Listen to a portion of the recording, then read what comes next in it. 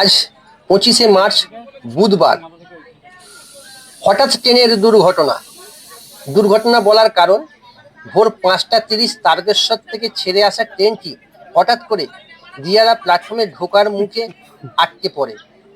পরে জানা যায় প্যান্টোগ্রাফ লাইনটি বিকল হয়ে যায়, কারণ তারের সঙ্গে ট্রেনের যে সংযোগ কানেকশন সেটা বিচ্ছিন্ন হয়ে যাওয়ার জন্য ট্রেনটি দাঁড়িয়ে পড়ে। রেল কর্তৃপক্ষের কাছে অনুরোধ, এরকম বিপদ সচরাচর যেন না হয়, কিন্তু এটা দুর্ঘটনাই বলা চলে। এখন 7টা বাজতে চললো, এখনো পর্যন্ত কোনো সুরাহা মেলেনি।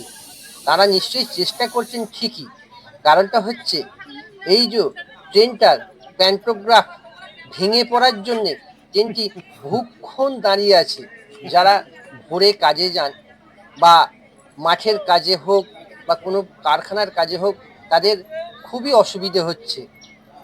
তা আপনাদের কাছে এই সকালের খবরটা পাঠিয়ে দেবার জন্য ভিডিওটা তৈরি করে আমি পোস্ট করার চেষ্টা করলাম। আশা করব আপনাদের এই কথাটা জেনে খুব যে ভালো লাগবে তা নয়, দুঃখ লাগবে, কারণ অনেকেই এই ট্রেনটার অপেক্ষায় ছিলেন বা আছেন। ভালো থাকুন, সুপ্রভাত। আমি ঠিকঠাকভাবে হয়তো বলতে পারলাম না ঠিকই, কিন্তু খবরটা দ্রুত ছড়িয়ে দেবার জন্যে আমি ভিডিওটা তৈরি করলাম।